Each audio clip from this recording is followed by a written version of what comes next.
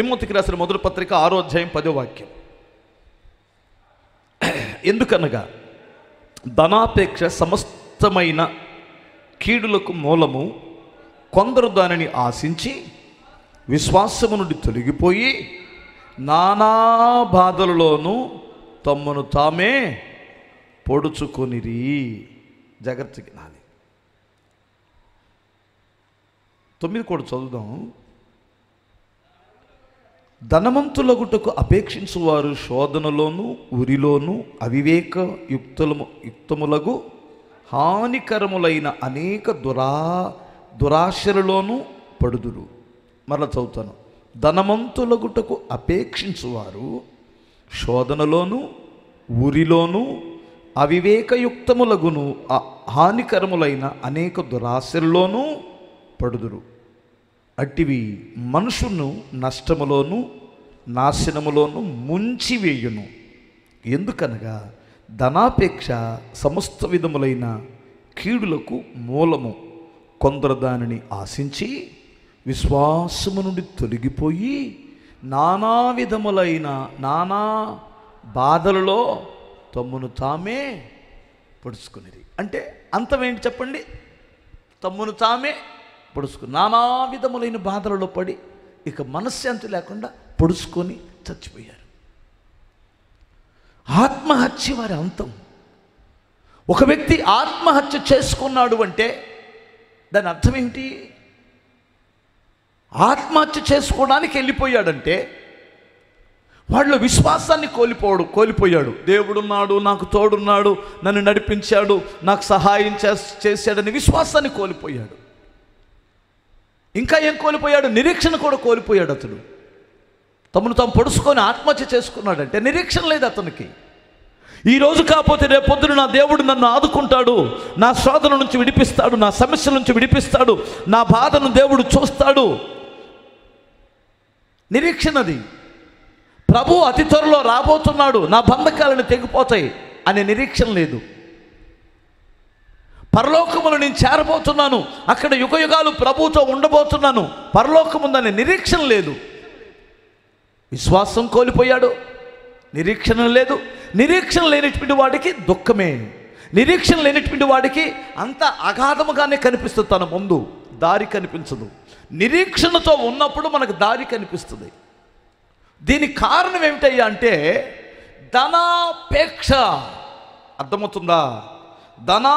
ధనవంతులగుటకు అపేక్షించుదురు.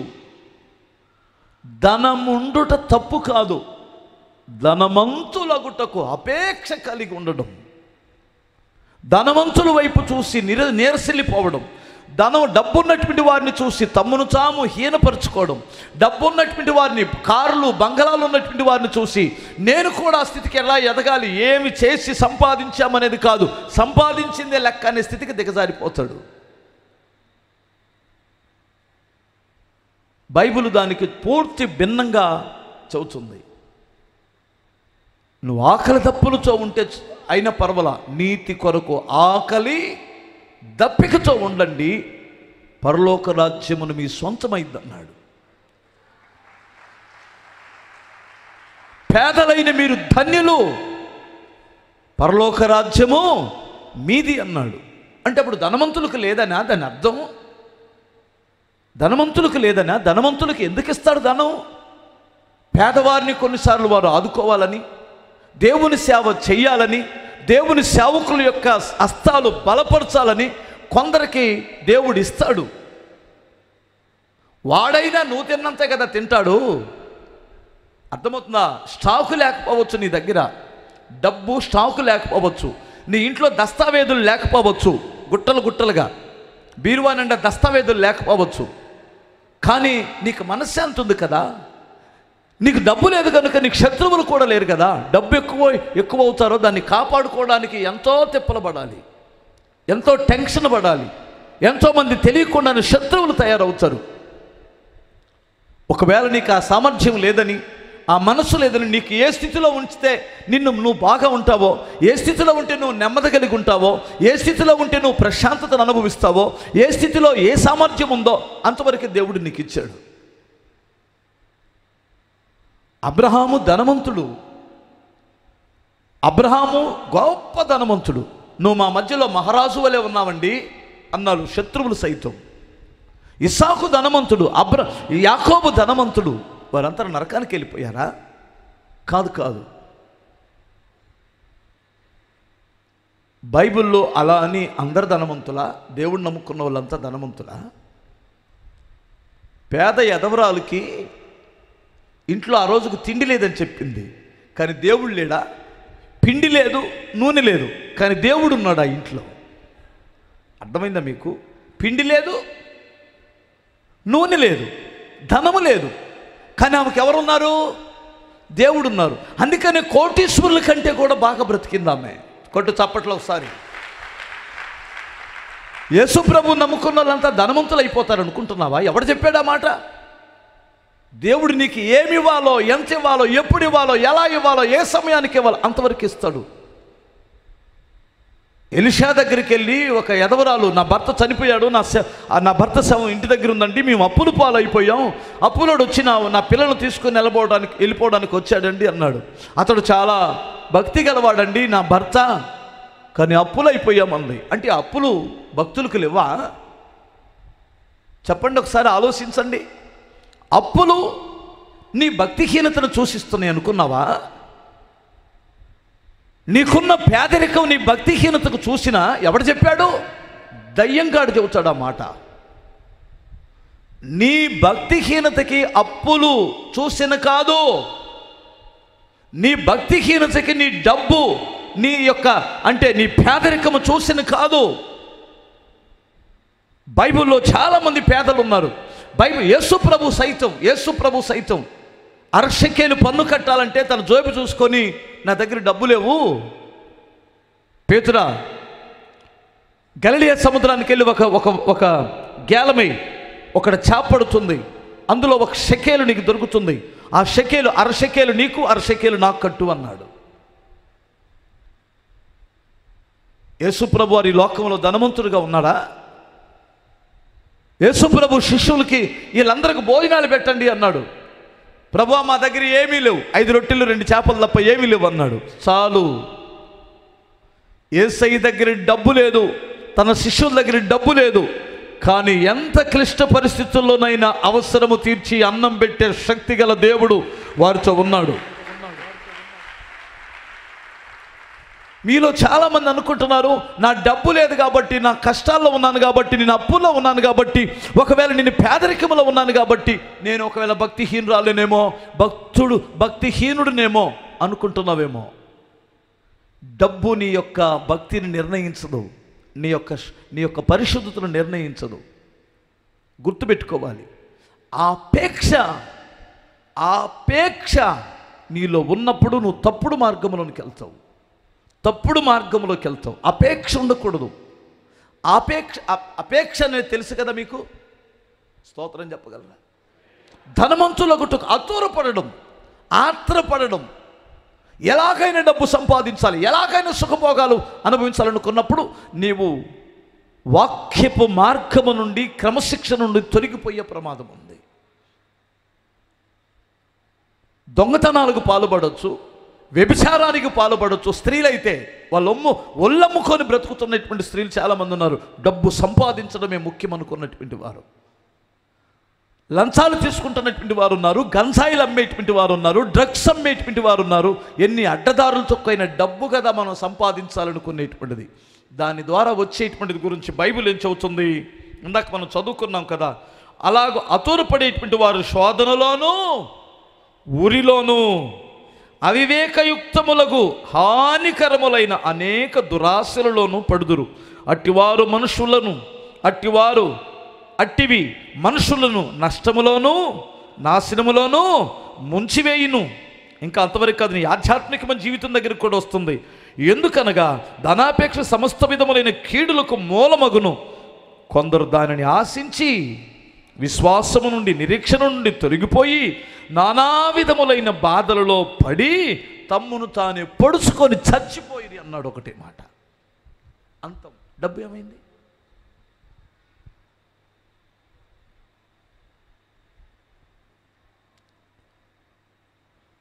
ధనవంతులను చూసి, కోటీశ్వరులను చూసి, అడ్డదారులు తొక్కుతున్నటువంటి వారిని చూసి నువ్వు నిరుత్సాహపడొద్దు, వ్యసనపడొద్దు. ప్రభువా, మాకు డబ్బు లేకపోవచ్చు, నువ్వు ఉన్నావుగా. మాకు డబ్బు లేకపోవచ్చు, నీతి ఉంది. డబ్బు లేకపోవచ్చు, ఆత్మస్థైర్యం ఉంది మాలో. ధనం మాకు లేకపోవచ్చు, మా మనస్సాక్షి మమ్మలను మాతో ఏకీభవించి నువ్వు నీతి కలిగి బ్రతుకుతున్నావని సాక్ష్యం ఇస్తుంది. కడుపు నిండా ఒక ముద్ద అన్నం తింటే ప్రశాంతంగా నిద్రపడుతుంది. ఎందుకంటే మా మనస్సాక్షి మమ్మల్ని నిందించటం లేదు. మీ ధన్యత, మీ ఆశీర్వాదాన్ని ఒకసారి మీరు ఆలోచించండి. ధనాపేక్ష విషయంలో ఆకాన్ అనేటువంటి వాడు ఎండి బంగారాన్ని, సీనారు వస్త్రాన్ని చూసి ఆశించి తన ఇంట్లోకి తీసుకొచ్చి పాతి పెట్టుకున్నాడు. అది వాడిని ఏం చేసిందో తెలుసా? తనను మాత్రమే చంపలా, తన భార్యను, తన బిడ్డలను కూడా చంపేసింది. రాళ్లతో కొట్టి చంపేస్తున్నప్పుడు అతడు పశ్చాత్తాపడ్డాడు. ఇంత ప్రశాంతతను నేను ఎందుకు కోల్పోయాను? ఆ ఎండి నన్ను ఇప్పుడు రక్షించలేకపోతుందే, ఆ బంగారం నన్ను కాపాడలేకపోతుందే, ఆ సీనారు వస్త్రము నాకు అడ్డుపడలేకపోతుందే. పశ్చాత్తాపడి చచ్చిపోయాడండి కుటుంబం అంతా. గెహాజీ అనేటువంటి వాడు సేవలో బ్రతుకుతూ ఒక నమ్మకమైన దైవజనుడి దగ్గర ఉండి, రోషము కలిగిన సేవకుడి దగ్గర ఉంటూ కూడా ఏమండి వాళ్ళు ధనాపేక్ష సావక, కుష్టి వ్యాధి వాడు ఒకడు, నయమాన్ అనేటువంటి వాడు ధనం తీసుకుని వస్తే ఆశించి పరిగెత్తుకుంటూ వెళ్ళి ఆ ధనం తీసుకుని వచ్చి తన భార్య పిల్లలకి ఇంట్లో పెట్టొచ్చాడు, తన తల్లిదండ్రుల ఇంట్లో పెట్టొచ్చాడు. అంటే తన ఇంట్లో పెట్టొచ్చాడట. తన జీవితకాలం అంతా తన కుష్టి వ్యాధి వేధిస్తూనే ఉంది. ఆ వేదనతోనే చచ్చిపోయాడు. కొన్ని వందల సార్లు పశ్చాత్తాపడి ఉండొచ్చు. నేను ఆ రోజు ఎందుకు అక్రమ సంపాదన కొరకు పరిగెత్తాను, అదే నా జీవితానికి, నా పిల్లలకి, నా సంతతికి శాపంగా మారిపోయిందన్నాను. బాధపడ్డాడు, కానీ పరిష్కారం దొరకలా. ఈ ధనాపేక్షతోనే యేసు ప్రభు అని ప్రేమ కలిగిన దేవుడిని, కరుణా సంపన్నుడిని, పేదల ఎడల కృప చూపించిన దేవుడిని, పాపులను రక్షించడానికి వచ్చిన దేవుడిని బేరం పెట్టి అమ్మేశాడు ఒకడు. నెమ్మది లేక ఏమండి వెళ్ళి ఉరి పెట్టుకొని చచ్చిపోయాడు. ఆ ఉరితాడు తెగి ఒక బండ మీద పడితే 2 ముక్కలుగా చీలిపోయి వాడి పేగులు బయటకు వచ్చేసి నేను బైబిల్ చెబుతుంది. వాడు ఉరేసుకున్న స్థలానికి మొన్న వెళ్ళామండి. యేసు ప్రభు సంచరించిన స్థలాల్లో చర్చిలు కట్టారు, పరిశుద్ధంగా ఉన్నాయి, అందరూ సంచరిస్తున్నారు. కానీ వీడు చచ్చిన స్థలం మాత్రం అలాగే ఉంది. దయచేసి గమనించాలి. ఈరోజు నేను మీకు మనవి చేసేది ఏమిటంటే, నువ్వు ధనవంతులను చూసి నిరుత్సాహపడొద్దు. నీ భర్త ఎక్కువగా సంపాదించటం లేదని తన హృదయంలో ఎప్పుడు గాయాలు చేయొద్దు. నీ ముఖానికి ఏం సంపాదించావు? నీ ముఖానికి ఒక చీర కొన్నావా? నీ ముఖానికి ఒక రెండు పేటలు తాడు కొన్నావా? ఇక ఉంది, నువ్వు మమ్మల్ని ఉద్ధరిస్తావని, మమ్మల్ని సుఖపెడతావని కనపడలేదు. నీ మాటలకు తట్టుకోలేక సావనన్నా చస్తాడు, లేదంటే ఎవడన్నా చంపి డబ్బులను తీసుకొద్దామనిపించింది. అంత మేధావి నువ్వు. ఆ తర్వాత ఏం సాధిస్తావు? బూడిద సంపాదిస్తావా? బూడిద. ఒకవేళ ఏదైనా సాధించి జైల్లో కూర్చున్నాడు అనుకో, ఏం చేస్తావు? నెమ్మది ఉంటుందా? డబ్బు లేదని భర్తని శోధించవద్దు. సంపాదన లేదు అలా అని స్వామరోడిని పనికి వెళ్ళమని చెప్పటంలో తప్పు లేదు. స్వామరోడు ఒకడు ఉంటాడు, దున్నపోద్దున్నాడు, దీన్ని ఇంట్లోనే కూర్చుంటాడు. అని పనికెళ్ళు, ఉద్యోగానికి వెళ్ళు, వ్యాపారానికి వెళ్ళని చిన్నగా ఎల్లో అని దున్నను పొడిచినట్టు పొడవాలి. మరి తప్పదు. దున్నపోతులు వ్యవసాయం చేసేటువంటి వాడికి తెలిసింది ఆ బాధ ఏంటో. ఎప్పుడైనా దున్నపోతులతో వ్యవసాయం చేశారా? స్తోత్రం చెప్పండి. 2 చేతులు చెప్పగలరా? ఎద్దులేమో సురుగ్గా నడుస్తాయి, దున్నపోతులేమో సురుకు ఉండదు. అర్థమవుతుందా? దున్నపోతులతో వ్యవసాయం చేసేవాడికి మహా కష్టం. దున్నపోతులతో అడ్డదోలడానికి మాకాళ్ళలో దించామనుకో శుభ్రంగా చల్లగా ఉంటుంది కదా, 4 చుట్టులు తిరిగి అక్కడ పడుకోవాలనిపించి కర్ర టప్పును వేసిద్ది పడక. దాన్ని తోక మేల పెట్టే కొలదే అహపో నేను లేవనని కూర్చుంటుంది. అది దున్నా.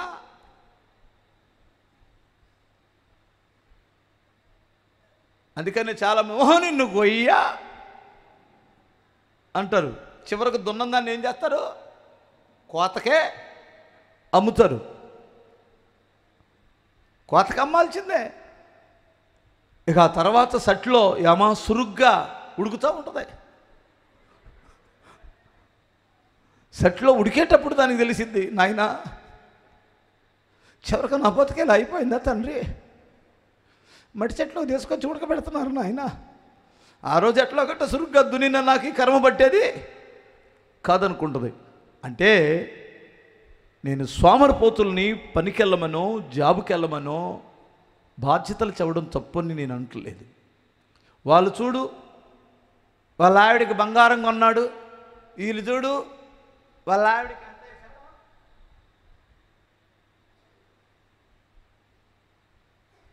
వాళ్ళు చూడు వాళ్ళ పిల్లలకి, వీళ్ళు చూడు వీళ్ళ పిల్లలకి. ఈ పోడుకి లేనిపోయింది ఏదైనా చేస్తే, భక్తిలో నుండి తొలగిపోతే చివరికి మనశ్శాంతి లేకుండా ఆత్మహత్య కదా జరిగిద్ది. భక్తిలో నుండి తొలగిపోతావు, విశ్వాసం నుండి తొలగిపోతావు, దేవుళ్ళ నుండి తొలగిపోయే ప్రమాదం ఉంది అపేక్షతో. అందుకని ధనాపేక్ష వద్దు. దగ్గరగా స్తోత్రం చెప్పగలరా? దేవునికి మొరపెట్టు, ప్రభువా నన్ను ప్రేమించు వారిని నేను ఆస్తికర్తలుగా చేస్తానని చెప్పారు కదా, నాకొచ్చిన కష్టాలు నా పిల్లలకు రాకూడదు, నేను సుఖ సంతోషాలతో బ్రతకడం మీకు ఇష్టమే కదా తండ్రి, నా పిల్లలను ఆశీర్వదించు, న్యాయంగా ఆశీర్వదించు, మంచి ఉద్యోగం ఇవ్వండి, నా భర్త చేస్తున్న వ్యాపారము దీవించండి, నలుగురికి అన్నం పెట్టే స్థితిలో మా వ్యాపారాన్ని అభివృద్ధి చేయండి, దేవునికి మొరపెట్టండి, న్యాయంగా సంపాదించండి, లేట్ అయినా పర్వాలా. అర్థమవుతుందా? చాలా బలముగా ఉంటుంది నీ ఆశీర్వాదం, తరతరాలకి ఆశీర్వాదకరంగా ఉంటుంది. పేదలకి దీనులకి నీ సంపాదన చాలా మేలుకరంగా మారింది. భక్తిహీనుడికి వచ్చిన సంపాదన పేదలకు మేలు ఉండదు, దేవుని పరిచర్యకు ఉపయోగమే ఉండదు. కానీ భక్తులకు వచ్చిన సంపాదన, నీతిమంతులకు వచ్చిన సంపాదన పేదలకి సహాయం చేస్తుంది, పేదలకి మేలుకరంగా ఉంటుంది, ఇచ్చిన దేవుని పరిచర్యకు మేలుకరంగా ఉంటుంది. దుర్మార్గులకి భక్తిహీనులకి వారికి డబ్బు వచ్చినా వారు చెడిపోవడమే తప్ప పేదలకి ఉపయోగం ఉండదు, సేవకి ఉపయోగం ఉండదు. వారు ఉండుట కంటే చచ్చుట మేలన్న స్థితికి దిగజారిపోతారు. అర్థమైందా నా బాధ? నా భాష అర్థమైందా? స్తోత్రం చెప్పండి. 2 చేతులు చెప్పగలరా? ఒకవేళ ఇక్కడికి వచ్చేటువంటిది నాది కాదు, నా దేవుని పరిచర్యకి. ఇప్పుడు నా దేవుడు నాకు ఏదైనా ఇస్తే నేను రోజు కొన్ని 100 మందికి భోజనం పెట్టట్లేదా? అనేక మందికి పేదలకు బట్టలు ఇవ్వట్లేదా? ఏమండి, దేవుని సేవకు మంచి కార్యాలకు ఆ డబ్బులు ఉపయోగించటం లేదా? అదే ఒక భక్తిహీనుడికి వస్తే ఏం జరిగిద్ది? ఫ్యామిలీ పెరిగిద్ది. ఫ్యామిలీ పెరిగిద్దంటే ఆలోచన వచ్చిందా? ఒక ఫ్యామిలీ ఏమైంది? రెట్టింపు ఫ్యామిలీ. అన్నయ్య మాకు డబ్బు కావాలి, రెట్టింపు ఫ్యామిలీ కూడా కావాలన్నయ్య అన్నటువంటి వారి చేతులు ఎత్తరా? మా సిస్టర్స్ని అడుగుతున్నాను, పోషించే సామర్థ్యం నా భర్తకు ఉంది కనుక ఇంకొక ఫ్యామిలీ కూడా పెడితే స్తోత్రం, ప్రైజ్ లార్డ్. ఇంకా అంతకంటే కావాల్సింది నేను అన్నయ్య. మరి ఒక అమ్మాయిని పోషించడం, తన పిల్లలను పోషించడం, నా భర్తకి ఎంత మంచి మనసు ఇచ్చాడో. అర్థమైందా? భార్యాభర్తలు ఇద్దరు కష్టపడుతున్నారు, చెరుకు చిన్న జాబ్ చేసుకుంటున్నారు, ప్రశాంతంగా బ్రతుకుతున్నారు. అంతకంటే గొప్పది ఏం కావాలండి? భక్తిలో ఉన్నారు, ఆదివారం చర్చికి వస్తున్నారు, ప్రత్యేక మీటింగులకు వస్తున్నారు, పిల్లలను ప్రభువులో నడిపించుకుంటున్నారు. ఎంత ప్రశాంతంగా ఉంది. పిల్లల మీద మీకు ఒక నమ్మకం ఉంది, పిల్లలకు బంగారం కొనే పని లేదు, పిల్లల విచ్చలవిడిగా తిరగటం లేదు, భక్తి నీతి పరిశుద్ధతలో ఉంటున్నారు. ఎంత దీవెనకరంగా ఉంటారు. యవనస్తులు కొంతమంది పరిచర్యకు వస్తుంటే ఏమండి తల్లిదండ్రులు జడగొడుతున్నారండి. తల్లిదండ్రులు లే చదువులు చర్చి చర్చి అంటావే. చర్చి పిచ్చి పట్టలేదనుకో, భక్తి పిచ్చి పట్టలేదనుకో, ఇంకో పిచ్చి పట్టింది. ఆ పిచ్చి ఏమిటి చెప్పనా? నువ్వు ఇంట్లోనే ఉంటావు, పైకి వెళ్ళి హలో పైనున్నా మీ అమ్మ నాన్న బయటికి వెళ్ళాడు, అమ్మ లోపల వంట చేస్తుంది. ఏందే పైన ఉన్నావు? ఏంటి మీ అమ్మ కేకలేస్తున్నట్టుంది. అవునే ప్రమీల, అమ్మ కేకలేస్తుంది. అటు మాట్లాడేదేమో అబ్బాయి. ఈ పిల్ల ఎంత ముదురంటే ఆడపిల్లతో ఎవరితోనే మాట్లాడుతున్నావు?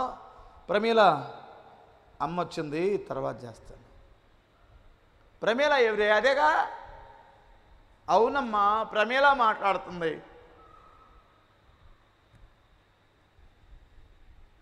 ఏంటి అలా చూస్తున్నా?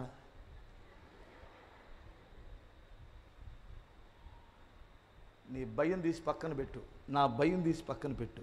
ఇక్కడ పరిచర్య చేస్తున్న పిల్లలకి, భక్తిలో ఉన్న పిల్లలకు దేవుని భయం ఉంది.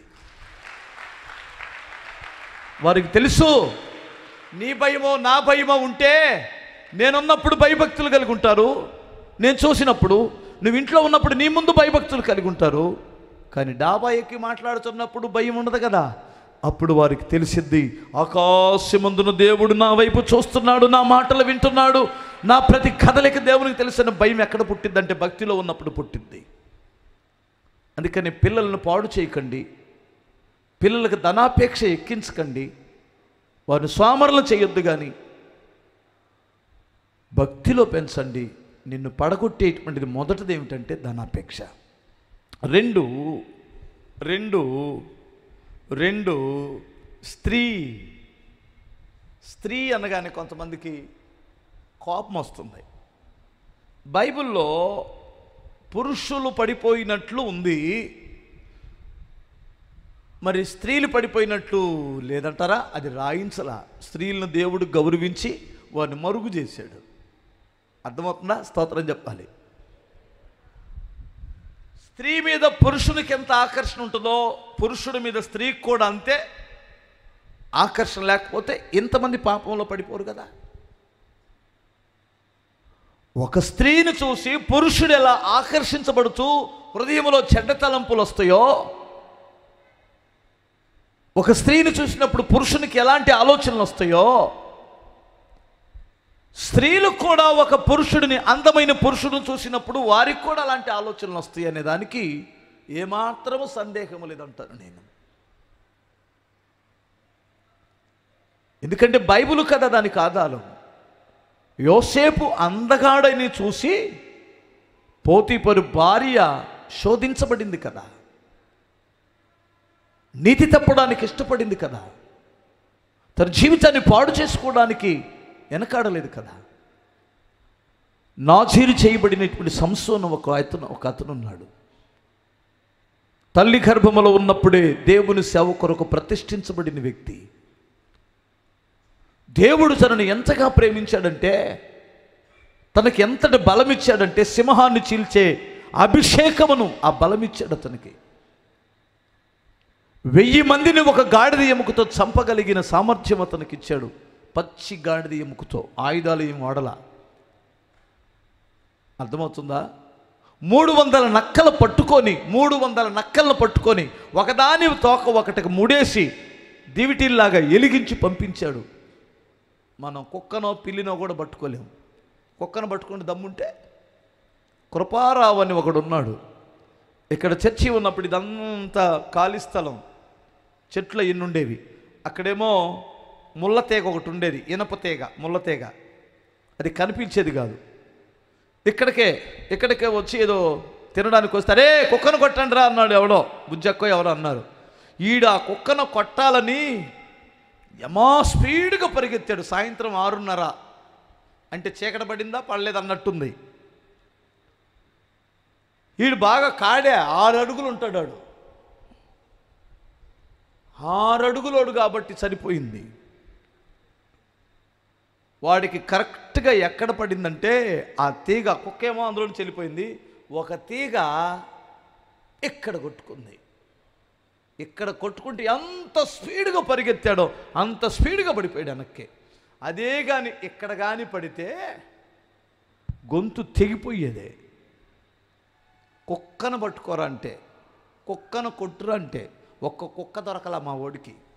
తన్నులు తిని అమ్మా తెగిపోయింది అన్న అక్కడ అని వచ్చాడు. అప్పటికప్పుడు హాస్పిటల్ తీసుకెళ్ళి ఏదో చేపించాం. 300 నక్కలు పట్టుకోవడం ఎంత కష్టం, ఎంత బలవంతుడు. శత్రువులు తరుముతున్నప్పుడు ఊరి గవినికి పెద్ద గేటు ఉంటుంది, పెద్ద గేటు ఉంటుంది. అమాంతంగా గేటు పీకే, ఏం పీకాడు? గేటుని పీకేసాడు. పెద్ద గేటు గవిని, ఊరి గవిని పీకేసి వాళ్ళ మీద విసిరేసి వెళ్ళిపోయాడు. వాడు అది పీకినప్పుడు సైనికులు లేరు, ఒక్కడ కూడా ముందుకు రాలా. ఒక్కడ కానీ గుద్దాడంటే పడాల్సినన్ని పడిపోతాయి. ఒక్కడ గుద్దితే చాలు సిత్తు అయిపోతున్నారు వాళ్ళు. ఇంతటి వాడు, వాళ్ళు ఒక బలహీనత ఉంది. ఫిలిష్తీయుల అమ్మాయిని చూశాడు, ప్రేమించాడు. ఆ వివాహం అట్రప్లాప్ అయిపోయింది. తర్వాత ఒక వేశ్యను ఒకటి చూసి ఆమె దగ్గరికి వెళ్ళాడు. దేవుడు సహిస్తూ వచ్చాడు. చివరికి దెలీలా అనేటువంటి ఒక స్త్రీ దగ్గరికి చేరుకున్నాడు. దర్శనం పోగొట్టుకున్నాడు, భక్తిని పోగొట్టుకున్నాడు, అభిషేకాన్ని పోగొట్టుకున్నాడు. ఆమె పోసిచ్చే మందుకు అలవాటు పడ్డాడు. ఆ మందు తాగి తొడల మీద పడుకున్నాడట. ఆ స్త్రీ లాలన చేస్తున్నప్పుడు తొడల మీద పడుకున్నాడు. అతడు మ్రొక్కుబడి చేసుకుంటే నాజీరు చేయబడిన వ్యక్తి. ఫిలిష్తీయులు వచ్చేసరికి ఆమె ఆట పట్టించడానికి మొదలుపెట్టింది. ఆమెను ఆట పట్టిస్తున్నాడు. ఎలా నిన్ను బంధించగలమంటే, కొత్త తాళ్ళుతో కానీ నన్ను బంధిస్తే బంధించబడుతానన్నాడు. కొత్త తాళ్ళు బంధించి అదిగో ఫిలిష్తీయుల మీద పడుతున్నారనగానే ఊరికి తెంచి పడేశారు, దారాలు దించినట్టు. నువ్వు నన్ను చెదురు పట్టిస్తున్నావు, అసలు నేనంటే నీకు ఇష్టం లేదులే అని మొదలుపెట్టింది ఆ సైతాన్ని. నిరవంజి చెట్లతో నన్ను కట్టేస్తే, బలమైనటువంటి చెట్లు అవి, ఏనుగును కూడా బంధించవచ్చు. ఆ సువలతో నన్ను బంధిస్తే బంధించబడుతానన్నాడు. అలాగే బంధించింది నిద్రపుచ్చి. ఇదిగో ఫిలిష్తీయులు నీ మీద పడుతున్నారు అనగానే దుర్వినియోగంగా మారిపోయినాయి. ఇక దొంగేడు పేడుస్తుంది మూలకెళ్ళి. మనోడు వెళ్ళి అలా పట్టుకోగానే నేనంటే నీకు ఇష్టం లేదంటుంది. ఎంతలా ఓడైనా కాంతదాసులే కదా అన్నట్లు మనోడు కాంతదాసుడైపోయి ఆమె ఇసుకిస్తుంటే ఈ అయ్యగారేమో ప్రేమతో దగ్గరికి వెళ్తాడు, ఆమెమో దగ్గరికి రానివ్వదు. ప్రేమతో దగ్గరికి వెళ్తాడు, దగ్గరికి రానివ్వదు. ఇసుకుపోయి చావకోరాడంట. ఇసుకుపోయి సావుకోరాడట. దేవుని కొరకు చస్తే ఎంత బాగుండేది. చాలామంది ఆ అమ్మాయి మాట్లాడట్లేదని, ఆ అబ్బాయి మాట్లాడట్లేదని, ఇక నేను చచ్చిపోతానని, నిన్ను ఉరిపెట్టుకుంటానని, ఎంత దారుణమైన పరిస్థితితో చూడండి. అమ్మా నాన్న మాట్లాడకపోయినా పర్వాలేదు, అన్నదమ్ములు మాట్లాడకపోయినా పర్వాలేదు, దేవుడు మాట్లాడకపోయినా పర్వాలేదు, వాడికి చీమ కుట్టినట్టు కూడా లేదు. ఆ అమ్మాయి మాట్లాడకపోతే చచ్చిపోతాను, ఆ అబ్బాయి మాట్లాడకపోతే చచ్చిపోతాను. ఆ చావు దేని కొరకు చచ్చిపోదాం అనుకుంటున్నావు? అదే చావు క్రీస్తు కొరకు కానీ నువ్వు చచ్చిపోతే, సువార్త కొరకు చచ్చిపోతే, నీతి కొరకు చచ్చిపోతే, పరిశుద్ధత కొరకు చచ్చిపోతే ఎంత బాగుంటుంది. అసలు నువ్వు నీ తల్లిదండ్రులు ప్రార్థన ఏమిటి?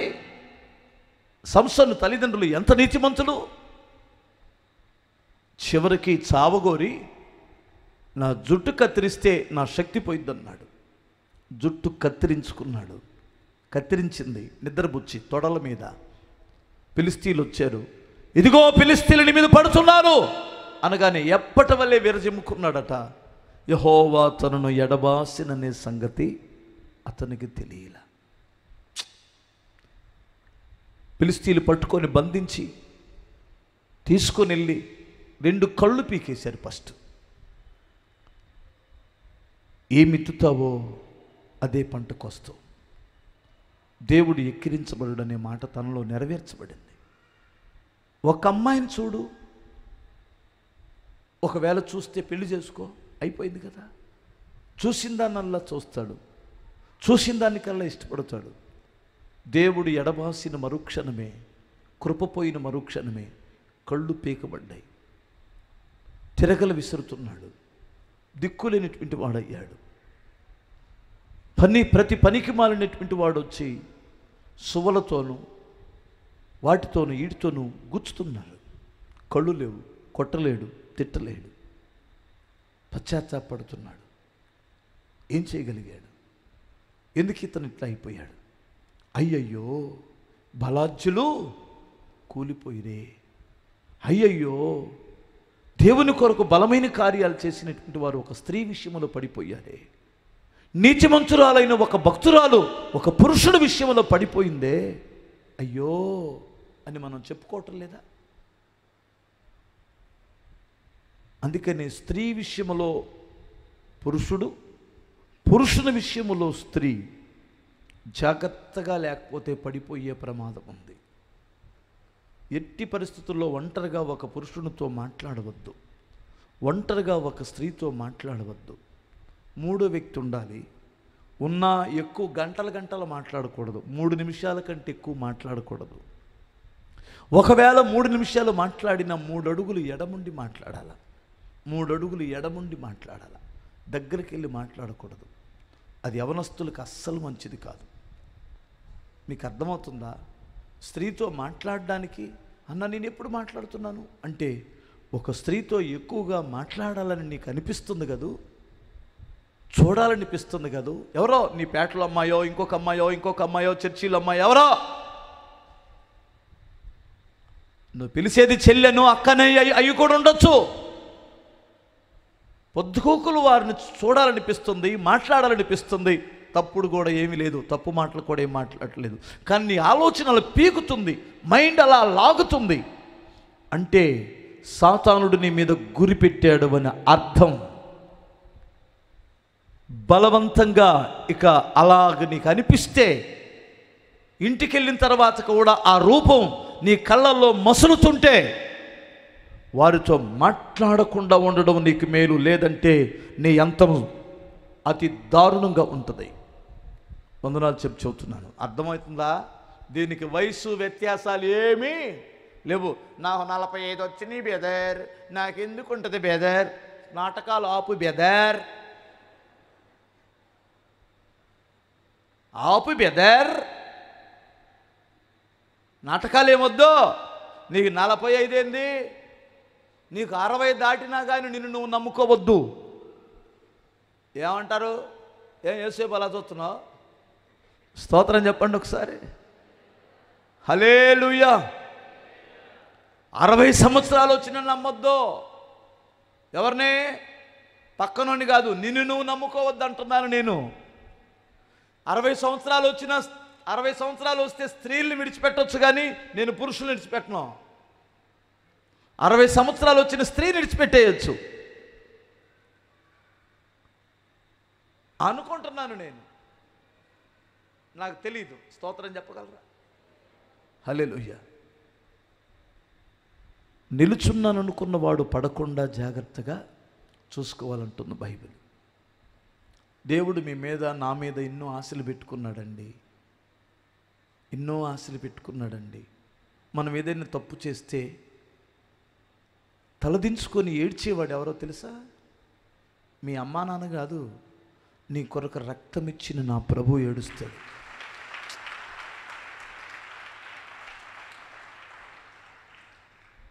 నేను నా అంతటి వాడు భయపడి దాక్కోవచ్చునా అంటాడు. నేను యూదుడును గనుక నేను ఈ పని చెయ్యను అన్నాడు.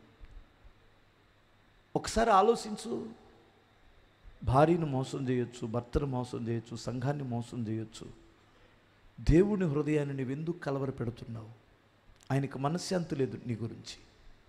నా బిడ్డను నేను ఎంతగా ప్రేమించాను, నా కుమారుని ఎంతగా కరుణించాను, ఎంతగా దీవించాను. ఒకప్పుడు ఇతనికి ఒక టంకి పెట్టి తీసుకొని ఇక్కడికి వచ్చాడు గుంటూరుకి. నేను ఎంతగా నమ్మి దీవించాను, ఒక మంచి ఇల్లు ఇచ్చాను, మంచి ఉద్యోగం ఇచ్చాను, మంచి వ్యాపారం ఇచ్చాను. ఇతను నిన్ను నమ్మాను, ఈమెను నేను నమ్మాను, ఎందుకు నా హృదయంలో ఇంత గాయపరుస్తుందని దేవుడు ప్రతిరోజు కన్నీళ్ళు విడుస్తాడు. ఆయన ఏడిపించడం నీకు ఇష్టమైతే ఈ లైవ్లో చూస్తున్న వారికి కూడా నేను చెబుతున్నాను, మీకు మాత్రమే కాదు, లోకంలో చాలామంది చూస్తారు దీన్ని. నిన్ను దేవుడు నమ్మాడు, నిన్ను ప్రేమిస్తున్నాడు.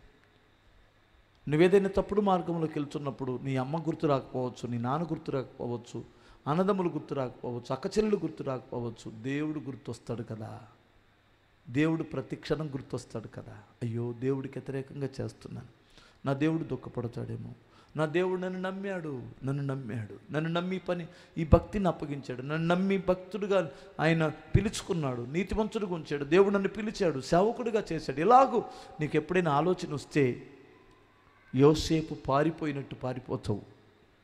హల్లెలూయా చెప్పగలరా? మూడో విషయం మనల్ని పడేయడానికి 2 విషయాలు చెప్పాను. ఫస్ట్ ధనము కాదు ధనాపేక్ష, ధన ఆశ, అది నిన్ను పడేయడానికి అవకాశం ఉంది. 2 స్త్రీ లేదా పురుషుడు నీ శరీరం తొందర పెట్టినప్పుడు పడేయడానికి అవకాశం ఉంది. దీన్ని జాగ్రత్తగా చూసుకోవాలి. మూడోది ఏమిటంటే పదవి. ఏం చెప్పండి? పదవి. స్తోత్రం చెప్పాలి ఒకసారి. ఇంక దీని గురించి వివరించడానికి టైం అయిపోయింది. 2 చేతులు చెప్పండి. పదవి నిన్ను పడేస్తుంది. అతల్లి అని ఒక దుర్మార్గపు స్త్రీ కనిపిస్తుంది. చూడండి ఒకసారి వాక్యం చదువుకుందాం. 2వ రాజుల గ్రంథం 11వ అధ్యాయం 1 నుండి 20 వాక్యాలు చదివితే మీకు అర్థమైద్ది. ఊరికి ఎట్లా ప్రారంభించండి చూద్దాం.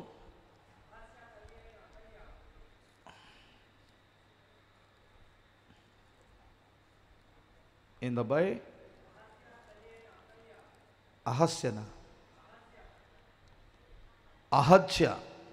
అహజ్య తల్లి అయిన అతల్య తన కుమారుడు మృతి పొందినని తెలుసుకుని లేచి రాజకుమారులందరినీ నాశనము చేసి చంపి, కిందకి 20 దాకా చదవండి తర్వాత అధ్యాయం అంతా. రాజకుమారులందరినీ చంపేసి ఆమె రాజపదవికి వచ్చింది. చివరికి ఆమె అంతం ఎంత దారుణంగా ఉంటుందో అధ్యాయం అంతా చదవండి.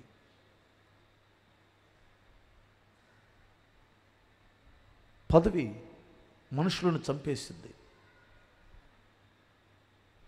కొరాహు, దాతాను, అబిరాములు మోషేకి వ్యతిరేకంగా ఒక జనాంగాన్ని, ఒక వర్గాన్ని తయారు చేశారు.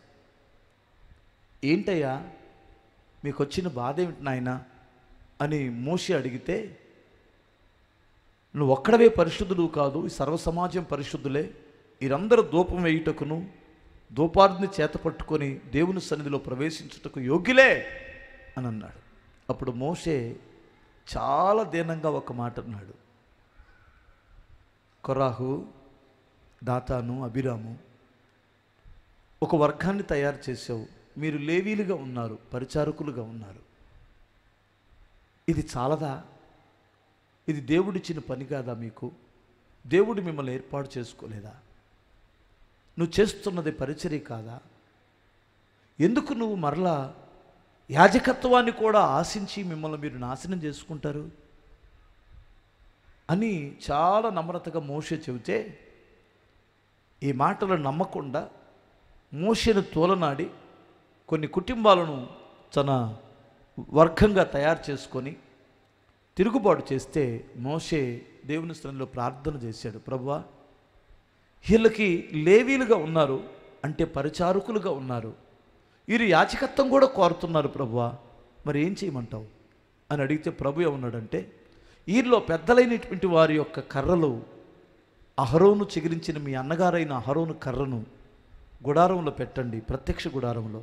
నేను రేపు నేను ఎవరిని ఏర్పరచుకున్నానో, ఎవరిని తీసేసానో వారి కన్నులకు తెలిసేటట్లు చేస్తాను అన్నాడు. ఆ లోపల పెట్టారు. ఉదయాన్నే చూస్తే అహరోను కర్ర ఒక్కటే చిగిరించింది. బాదము పువ్వులు వచ్చినాయి, అద్భుతంగా చిగిరించింది ఆ కర్ర. అప్పుడు ఆ కర్ర చూసి ఆశ్చర్యపోయి, దేవుడు ఎన్నుకున్న యాజకుడు ఈ కుటుంబమే. అహరోను పెద్దవాడు, రెండోవాడు మోషే, వాళ్ళిద్దరికంటే పెద్దది మిరియాము. ఒక తల్లి గర్భం నుంచి వచ్చినటువంటి వారిని ముగ్గురిని దేవుడు ఎన్నుకున్నాడు. ఒకడు నాయకుడిగా, ఒకడు యాజకుడిగా, ఒక ఆమె ప్రవక్తనిగా. వారికి అది ఇష్టం లేదు, తిరుగుబాటు చేశారు.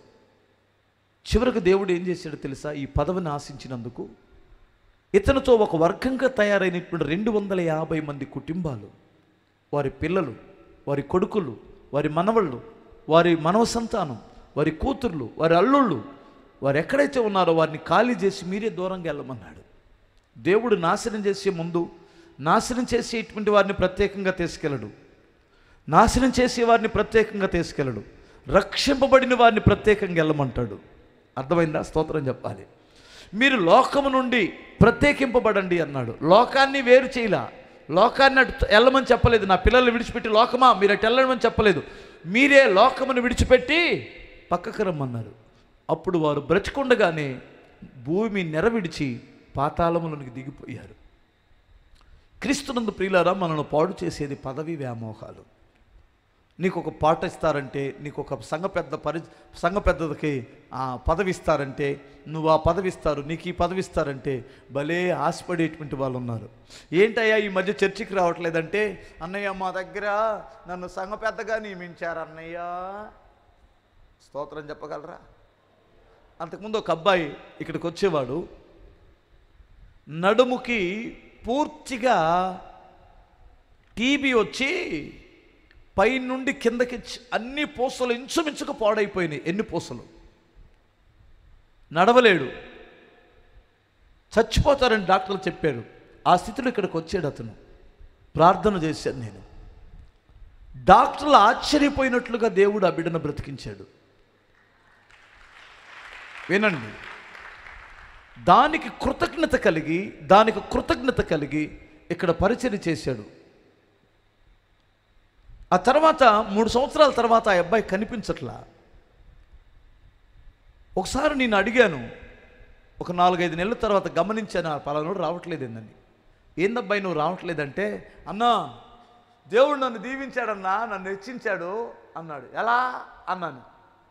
మా చర్చిలో మేము ఈ ఇంటి పేరటోళ్ళు ఉంటామన్నా, ఈ ఇంటి పేరటోళ్ళు ఎంతమంది, ఆ ఇంటి పేరటోళ్ళు ఎంతమంది, మా ఇంటి పేరుతో నేనే పెద్దోడిని, అందుకని నన్ను సంఘ పెద్దగా ఎన్నుకున్నారన్నా.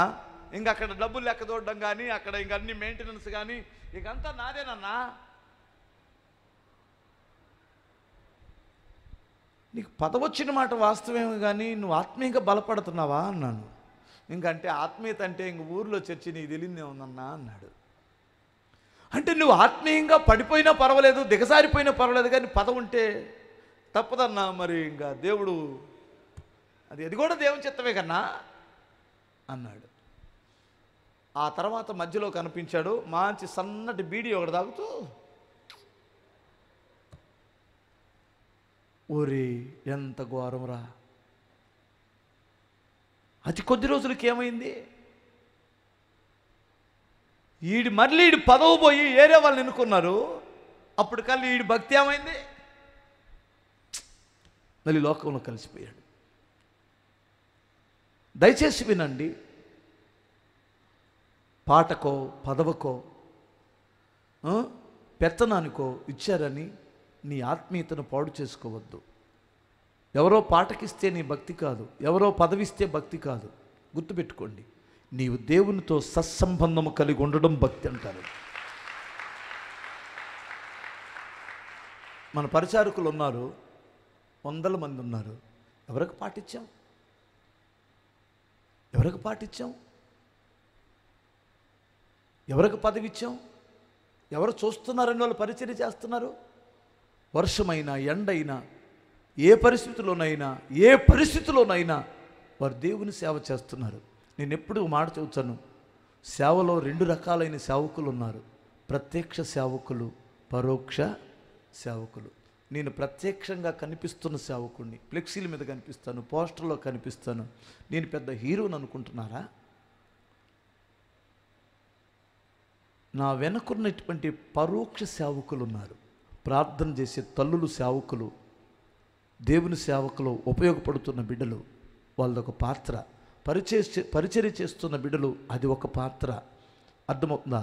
ఆర్థికంగా నా యొక్క చేతులను బలపరుస్తున్న బిడ్డలు ఉన్నారు. వారు సేవకులు. వారు కనపడనటువంటి సేవకులు. మనకు కనపడనటువంటి ఈ మందిరం ఉందంటే దీని పునాదిలో కొన్ని పుటింగులు ఉన్నాయి. అర్థమవుతుందా? కొన్ని ఉన్నాయి. ఇప్పుడు ఈ స్తంభాలు కనిపిస్తున్న దాని వెనకాల బలమైన స్తంభాలు లోపల ఉన్నాయి. ఈ బిల్డింగ్ నిలబడడానికి కారణం అదే. అవి పైకి కనిపించాలని ఎప్పుడు కోరుకున్నా అప్పుడు ఈ బిల్డింగ్ తలక్రిందులైపోయింది. అవి ఆ బరువు మోసేవి లోపల ఉన్నాయి. ఆ బరువు మోసేటువంటివి ఎవరికి కనపడవు. ఫోటోలకు పోజులు ఇచ్చేటువంటిది ఇదిగో ఈ స్తంభాలు, ఫోటోలకు పోజులు ఇచ్చేటువంటివి ఈ రేకులు. కానీ లోపల ఉన్నటువంటి వారితో ఎవరు సెల్ఫీలు దిగరు. అర్థమవుతుందా? లోపల ఉన్న పునాది రాళ్లతో కలిసి ఎవరు సెల్ఫీలు దిగలేరు. అవి కనపడవు, పైకి రావు. కానీ బిల్డింగు నిలబడడానికి బలమైన బరువు మోస్తున్నటువంటివి. దేవుడు ఏర్పాటు చేసుకున్న బిడ్డలు అలాగునే ఉంటారు. ఎవరిని దేని కొరకు నియమిస్తారో అలాగుండాలి. ఒకవేళ అవి కానీ పైకి రావాలనుకున్నట్లయితే సమస్తము తలక్రిందులైపోయింది. కనిపించాలి, మాకు పదవి రావాలి, మేమందరం కనపడాలి అనుకున్నట్లయితే బిల్డింగ్ తలక్రిందులైపోయింది. ఒక ఇంజనీర్ గారు అక్కడ ఉండడం మంచిదని నియమించాడు. దేవుడు ఇంజనీర్ కంటే గొప్పవాడు కాదా? ఏది ఎక్కడ ఉండాలో దానిని నియమించిన వాడు తెలివి తక్కువవాడా? ఎవరెక్కడ ఉండాలో అక్కడ నియమించినటువంటి వాడి యొక్క తెలివిని మనం తప్పు పట్టుకుందామా? ఆయన ప్రణాళికలను తప్పు పట్టుకుందామా? ఎంతమందికి అర్థమవుతుంది? మనిషిని నిలుచున్నటువంటి భక్తుడు పడకుండా జాగ్రత్తగా చూసుకునే విషయంలో 3 విషయాలు చెప్పాను. నెంబర్ 1 ధన అపేక్ష, 2 స్త్రీ లేదా పురుషుని యొక్క వ్యామోహం, 3 పదవి వ్యామోహం. వీటిని కానీ జయిస్తే మనం ప్రభు రాకడ వరకు చెక్కు చెదరము భక్తిలో. యేసు నామములో ప్రభు రాకడ వరకు మీరు రోషము కలిగి భక్తి చేయుదురుగాక.